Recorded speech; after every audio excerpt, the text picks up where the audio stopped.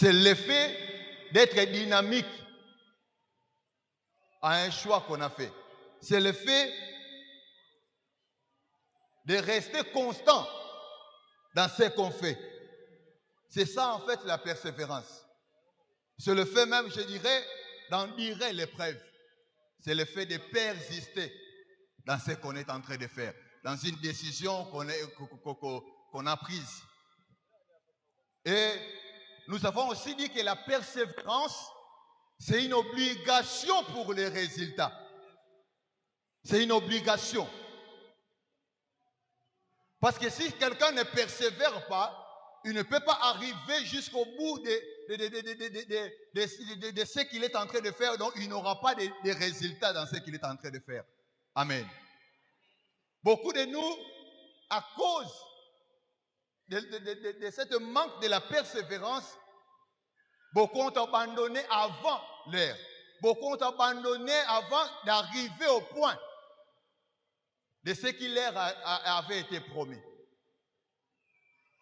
Bien aimé, celui qui quitte ces quartiers pour arriver en ville, s'il s'arrête à Kianf, il ne peut pas dire que je suis arrivé là où il faut. Amen. Même si le pied fait mal, mais il est obligé d'arriver parce que c'est là la destinée qui lui attend. Nous avons une destinée qui nous attend demain. Nous avons une promesse qui nous attend demain, qui va se réaliser demain. Mais aujourd'hui, comme nous ne sommes pas encore arrivés demain, ce que l'Éternel nous demande, c'est notre persévérance. Amen, amen. Et nous avons dit des choses pendant la semaine qu'on saura répéter aujourd'hui. Souffrez, vous qui n'étiez pas là pendant la semaine, et que je ne puisse parler que d'aujourd'hui. Mais au moins, je vais épingler quelque chose qu'on avait dit pendant la semaine. Nous avons dit aussi que la persévérance démontre la maturité d'un chrétien. Amen. La persévérance démontre la maturité d'un chrétien. Parce qu'un chrétien mature ne se comporte pas de la même manière qu'un chrétien qui est bébé. Parce qu'un chrétien mature comprend les choses autrement. Parce qu'un chrétien mature est celui qui a déjà fait grandir son amitié avec Dieu. Mais malheureusement, aujourd'hui, nous retrouvons dans l'église des gens qui se disent entre guillemets chrétiens, mais qui ont du mal à persévérer dans la voie chrétienne. Amen. Qui ont du mal à persévérer pour attendre la promesse, pour attendre que la promesse puisse se réaliser. Le chemin de la persévérance n'est pas donné à tout le monde. Le chemin de la persévérance, ce n'est pas tout le monde qui y reste, qui y demeure. Beaucoup ont abandonné parce qu'ils ont vu que c'est trop dur. Non, c'est trop dur, je ne peux plus avancer. C'est trop dur. Ça devient tellement difficile. Les gens m'abandonnent. Moi-même, je veux faire quoi? Je risque d'abandonner. Non, non, c'est trop dur pour moi, non. Si c'est trop dur pour toi, sache-le que celui qui a tracé les chemins ne te laisse pas seul. Amen. Ce qui nous fait abandonner très tôt, c'est le fait de croire qu'on est seul sur ce chemin. Nous croyons qu'on est seul pendant qu'on n'est pas seul. C'est pourquoi Paul fortifie l'église en disant, si je vis, ce n'est plus moi qui vis, mais c'est Christ qui vit en moi. Donc si je fais ce que je suis en train de faire, ce n'est pas moi qui le fais, mais c'est Christ qui le fait avec moi. Amen, amen. Il faut comprendre une chose, que tu n'es pas seul. Dans ce que tu es en train d'endurer, tu n'es pas seul. Dans ce que tu es en train de traverser, tu auras l'impression d'être seul, mais en fait, tu n'es pas seul. il y a un Dieu qui est avec toi. Amen, amen. Jésus-Christ dit aux apôtres, je suis avec vous tous les jours. Tous les jours. Et ce qui me donne le plaisir de continuer avec Dieu, c'est cette parole qui dit, ne crains point. Amen. Aide-moi à dire à ton voisin, ne crains point.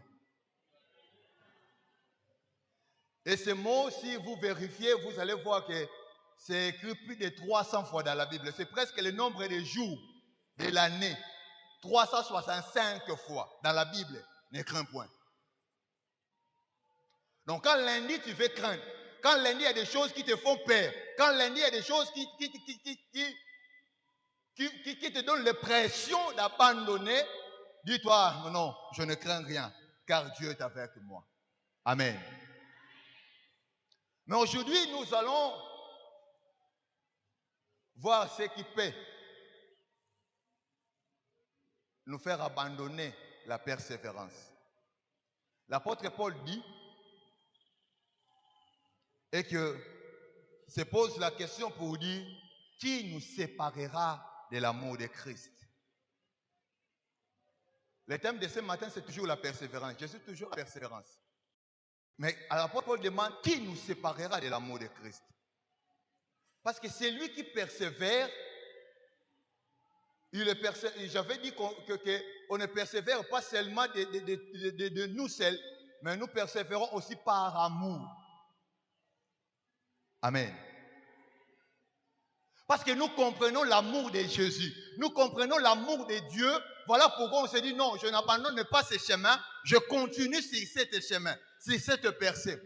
Voilà pourquoi l'apôtre Paul se dit, qui nous séparera de l'amour de Christ? Bien-aimés, il y a des choses qui peuvent nous séparer de l'amour de Christ.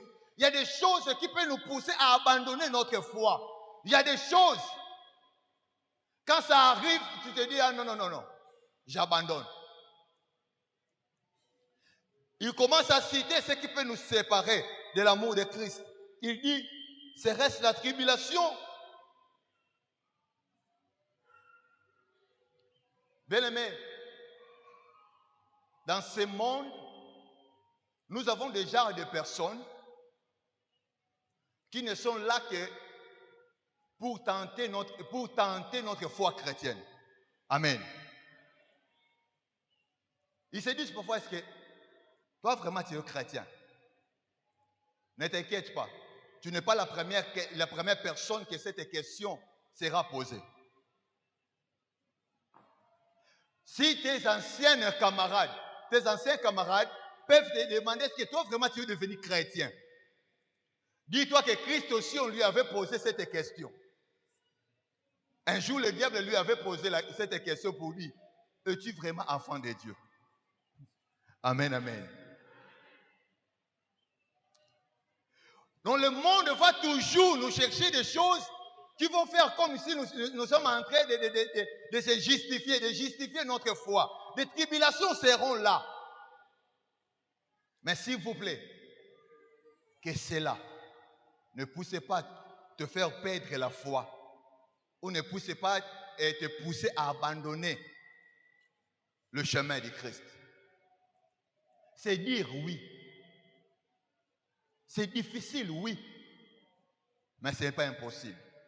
Amen. Parce que la Bible dit, c'est lui qui persévérera jusqu'à la fin, c'est celui-là qui sera sauvé.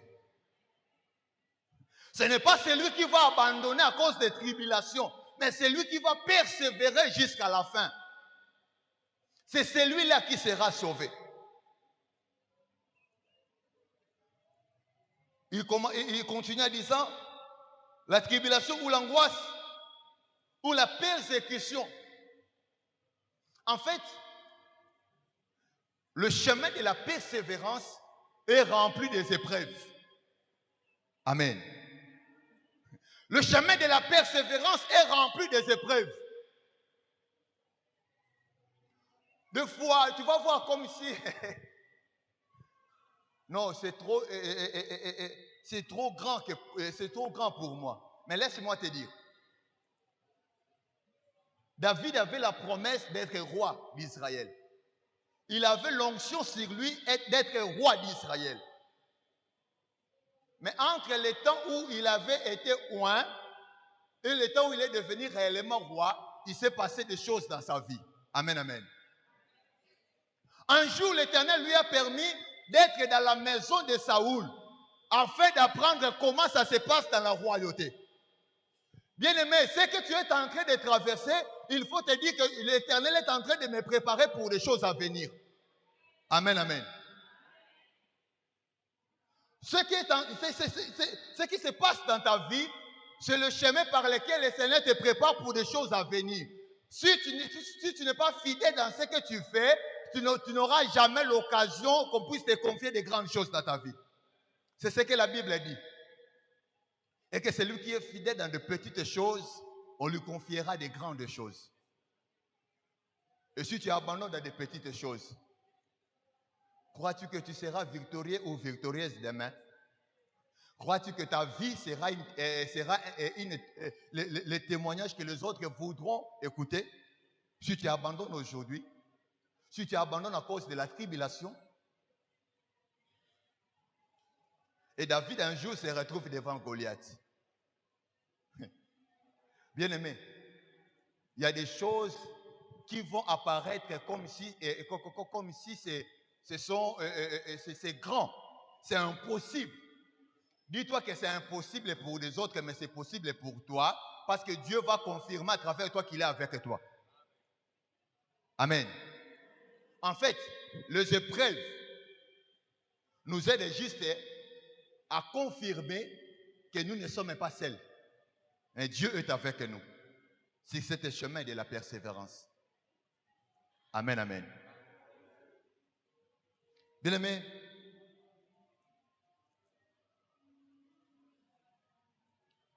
le verset 36, l'apôtre Paul dit, c'est aussi qui est écrit à cause de toi qu'on nous met à mort tous les jours, qu'on nous regarde comme des brebis destinées à la boucherie. À cause de Dieu. Tu seras haï de tous à cause de Dieu. Tu seras persécuté par des hommes à cause de Dieu. Bien-aimé, en fait, le monde est jaloux de nous parce que nous avons la promesse qu'eux n'ont pas. Amen, amen. La promesse de la vie éternelle, ce n'est pas tout le monde qui en bénéficieront.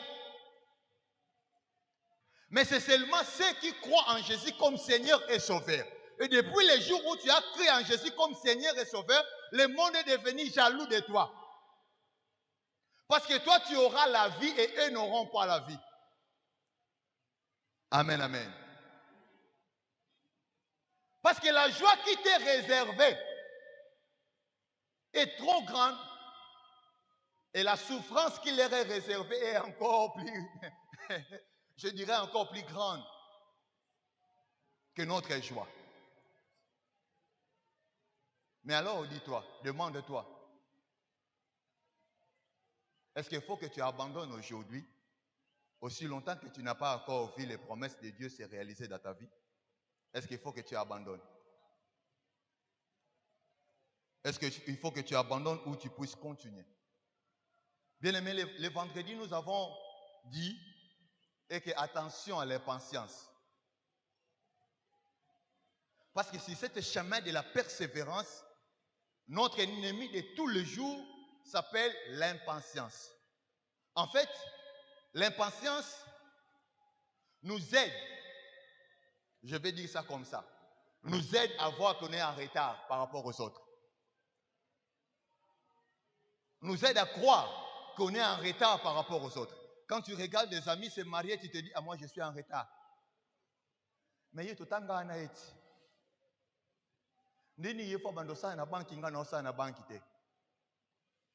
Bien-aimé, il ne faut pas te voir moindre que celui qui est en train de réussir aujourd'hui. Parce que nous le disons bien, jamais ça en lingala. Mokili tourne à tour. Amen. Si lui peut réussir aujourd'hui, je crois qu'il y a un demain pour moi.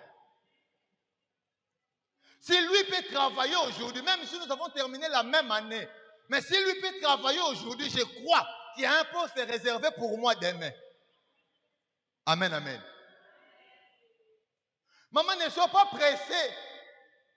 Je le vois souvent chez les mamans qui vendent au marché.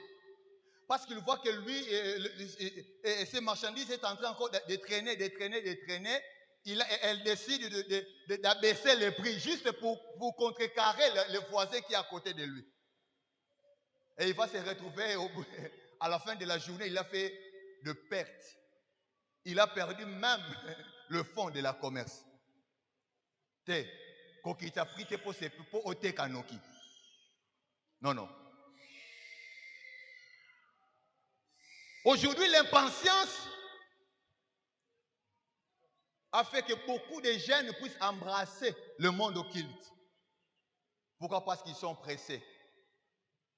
Comme Dieu ne donne pas, bon, en attendant, je tourne d'abord les regards ici. Bien-aimé, ce que j'aime chez Dieu est qu'il est prêt à nous récupérer pour nous montrer que là, ce n'est pas notre chemin.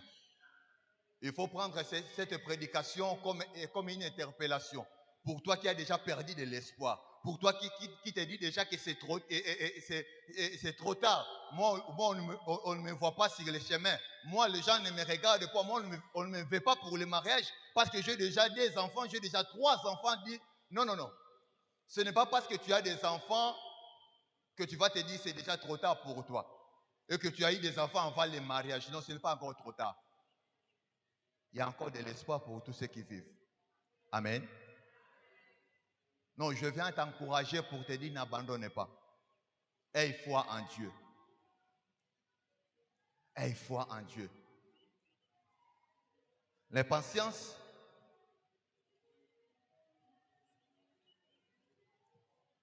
c'est une mauvaise conception de la chose. C'est une mauvaise conception de voir les promesses de Dieu. Parce que l'impatience nous pousse à être trop pressés. Bien-aimé, si le monde dit que le plus long voyage commence par un pas, et toi qui as déjà fait 10 pas, crois-tu que le chemin est encore long? Amen, amen. Tu es déjà là, tu t'es engagé dans quelque chose. Continue. Il ne faut pas abandonner. Il ne faut pas abandonner. Bien, mais j'aimerais terminer ma prédication par cet exemple. Je l'ai souvent parlé pendant la semaine, mais permets-moi de te le dire aussi ce dimanche. De prendre l'exemple d'une femme qui est enceinte. Amen. Comme ici, le maman ou soit la femme est l'être le plus persévérant dans le monde ou dans la vie quotidienne. Amen. Parce que celui qui se décide vraiment d'être maman, lorsqu'elle est enceinte, malgré tout ce qu'elle va endurer, elle va continuer de les supporter. Parce qu'elle se dit non, à 1 mois, l'enfant n'est pas encore prêt pour sortir. À 2 mois, elle se dit non, l'enfant n'est pas encore prêt pour sortir. À 3 mois, elle se dit non, l'enfant n'est pas encore prêt pour sortir. J'aime encore la souffrance de la grossesse lorsque ça arrive à 8 mois. C'est encore trop dire. Et le médecin dit qu'à 8 mois, si une femme décide d'accoucher à 8 mois, l'enfant n'aura pas la vie. Frère, sœur, papa, maman, dis-toi, quand tu vois la souffrance augmenter, dis-toi que l'accomplissement de la promesse est tout près. L'accomplissement de la promesse est tout près. Déjà, je m'excuse pour cet exemple que je vais te donner. Parce que pour les autres, ça va sonner mal. Il y a des fois, le besoin, les grands besoins nous atteint pendant qu'on est en route. Et tu te dis, bon, je vais persévérer. Parce que je ne suis pas encore à la maison.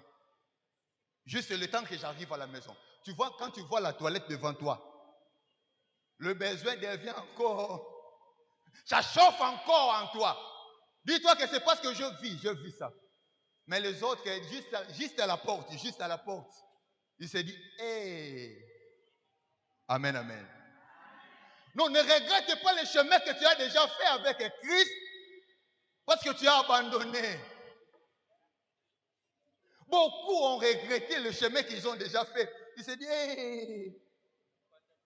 Et il est obligé de se soigner. Non, ne te donne pas le devoir de te soigner, mais persévère jusqu'à arriver là où il faut. Jusqu'à déposer ça là où il faut. Amen, amen. Lorsque la souffrance monte encore, dis-toi que la promesse est tout près de s'accomplir. Oh, quand on te fait subir des travaux là où tu es en train de travailler, dis-toi que mon élévation est en train d'arriver. Je ne peux pas abandonner parce que mon élévation est tout près de moi. Tu ne peux pas abandonner à cause de la tribulation. Tu ne peux pas abandonner à cause de la persécution. Ce sont les épreuves qui prouvent ta persévérance. Et dis-toi que dans ce que je suis en train de subir, Dieu est avec moi.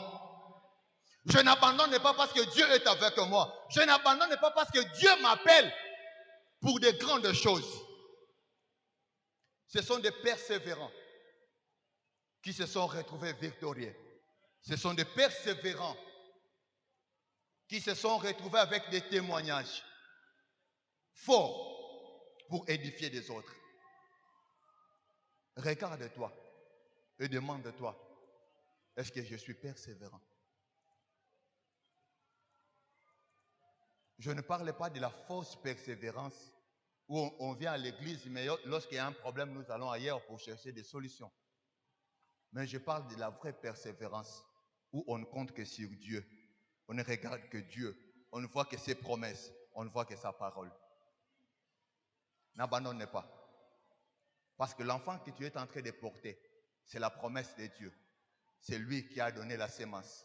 Et pendant la semaine, j'avais dit, même si physiquement, il n'y a rien qui prouve que tu es en train d'avancer, mais sache-le, spirituellement, il y a des choses qui se font et n'abandonne pas parce que ta récompense est déjà grande et elle est prête pour toi, pour que tu puisses les toucher. Voilà pourquoi nous avons chanté cette cantique. Jusqu'au bout, je vais te suivre. Dans les bons ou dans les mauvais jours. Il y en aura. Mais ce qui nous rassure est que la victoire nous appartient. Nous ne combattons pas pour la victoire, mais nous combattons dans la victoire. Que le Seigneur bénisse sa parole au nom de Jésus. Amen.